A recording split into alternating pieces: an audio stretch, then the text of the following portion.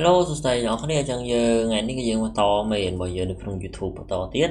អញ្ចឹងមេរៀនរបស់យើងថ្ងៃនេះគឺយើងរៀនពី liquidity hand អី breaker ultimate trade entry fair value gap អីអស់ហើយយើងមកធ្វើការនិយាយគ្នាអំពីexecution ហើយនិង timing trade model អូខេអញ្ចឹងនេះគឺជាពាក់ព័ន្ធជាមួយនឹង model ក៏ដូចជា execution បានន័យថារបៀបដែលយើងចូល trade បានបដាហើយនឹងពេលវេលាអញ្ចឹងពេលវេលាមុនគេហ្នឹងគឺយើងមកធ្វើការនិយាយអំពី kill zone ICT kill zone ហើយនឹង time theory អឺអញ្ចឹង kill zone គឺជាអីគេតោះយើងមកចូលមើលមកអញ្ចឹង kill zone វាគឺជាកន្លែងដែលគេហៅថា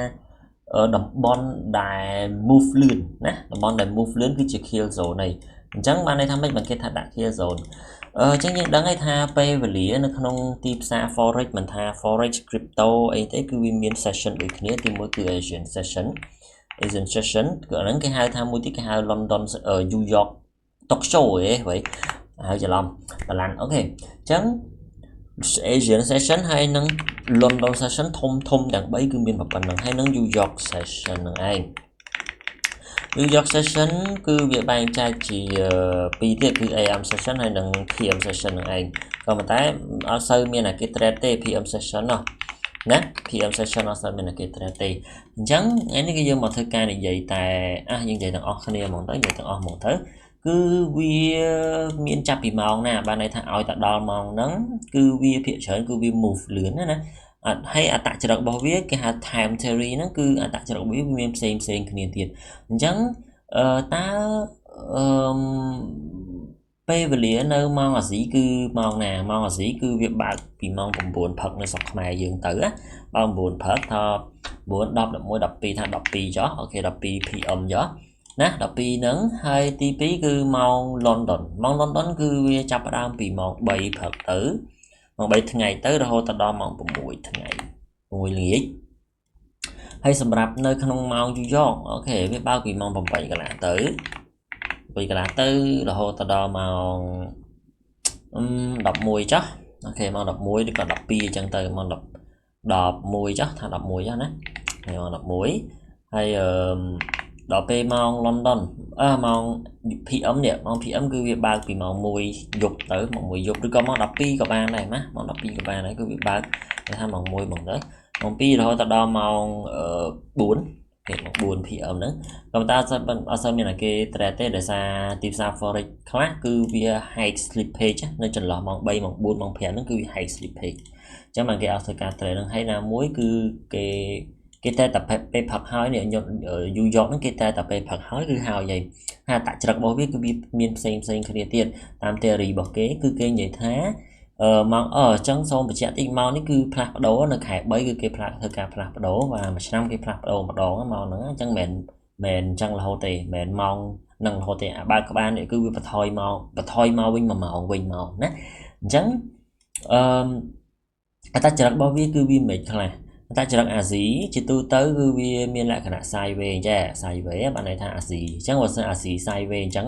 London នឹងធ្វើការ manipulate នៅកន្លែងណាមួយ manipulate ហើយ manipulate ចុះមកហើយឬក៏ឡើងបានបន្តិចហើយNew York វាចូលមកហើយវា distribution យកតែម្ដងចាហ្នឹងគឺជា theory គេដែលគេរឿយគេតែងតែនិយាយគេរឿយគេតែងតែនិយាយអំពីទ្រឹស្ដីមួយនឹងអញ្ចឹងណាអញ្ចឹងវាមិនមែនអញ្ចឹងរហូតទេវាមិនមែនបានន័យថាឲ្យតាអាស៊ីអញ្ចឹងទេមិនមែនទេអញ្ចឹងណាអញ្ចឹងគ្រាន់តែថាជាទូទៅគេឃើញថាវា sideways អញ្ចឹងហើយនៅពេលដែលវា sideways អញ្ចឹងមក London ស្រួល trade ទេហើយរហឃើញ manipulate មកហើយមក New York នឹងវាទៅការ distribution ហ្នឹងបានន័យថាវាបុកឡើងទៅលើណាឬក៏បុកឡើងឬក៏បុកចុះលឿនអញ្ចឹងតែហ្នឹងគេហៅថា distribution បន្ទាប់ពីវាផ្ដាច់ sell side ឬក៏ buy side liquidity ហើយអាហ្នឹងគេហៅថា distribution ហើយអញ្ចឹងខ្ញុំសូមណែនាំ indicator មួយដល់អ្នកគ្នាមិនបាច់ទៅរកម៉ោងអីញ៉ៃទេយើងបើកតា indicator មួយមកគឺមានឈ្មោះថា ICT kill zone ហ្នឹងហើយនេះ ICT kill zone ហ្នឹង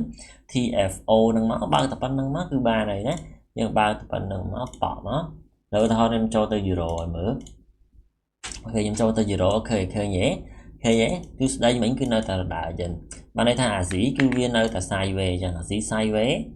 manipulation distribution នៅក្នុងម៉ោង New York ឃើញទេនេះអញ្ ចាហ្នឹងគឺវាជាទូទៅគឺវាចេញអញ្ចឹងឃើញទេទៀតនេះឃើញទេមកឲ្យមកអាស៊ីគឺវាអញ្ចឹងមកអាស៊ីគឺវាអញ្ចឹងហើយភាគច្រើនគឺ euro គឺច្បាស់ហ្មងឃើញច្បាស់ហ្មងបើសិនជាវាចេញអញ្ចឹង euro forex ទីផ្សារ forex ភាគច្រើនគឺវាអញ្ចឹងហ្មងផ្ដាច់ហើយបកឡើងទៅលើហើយដល់ពេលមកនេះគឺវានឹងធ្វើការបោកចោលទៅក្រោមវិញណាអាហ្នឹងគឺវាអញ្ចឹងយើងឃើញទេតែហ្នឹងគឺវាអញ្ចឹងហើយអញ្ចឹងនៅកន្លែងនេះក៏ដូចគ្នាដែរបានន័យថាវា sideways អញ្ចឹងហើយវា retrace វាពេលខ្លះវាមិនមែនអញ្ចឹងទាំងអស់ទេព្រោះវាអញ្ចឹងទាំងអស់ម្នាក់គឺកោតលុយទាំងអស់ហើយអញ្ចឹងពេលខ្លះយើងបត់បែនយើងជាអ្នក trader យើងត្រូវបត់បែនថាត្រូវធ្វើមិនចា indicator មួយហ្នឹងគឺយើងគ្រាន់តែបើកវាមកនិយាយវាមានចេះណាវាមានយូរយកឡាញ់អីទៀតហ៎អញ្ចឹងយើងបើកតែប៉ុណ្្នឹងមកហើយបាច់ខ្វល់អីច្រើនយើងដាក់អូតូអញ្ចឹងមកទៅវាមានវាអូតូឲ្យយើងហើយចាហ្នឹងគឺមិនតែប៉ុណ្្នឹងមេរបស់យើងគឺតែប៉ុណ្្នឹងទេចាំវគ្គក្រោយយើងចូលទៅដល់ silver bullet ណា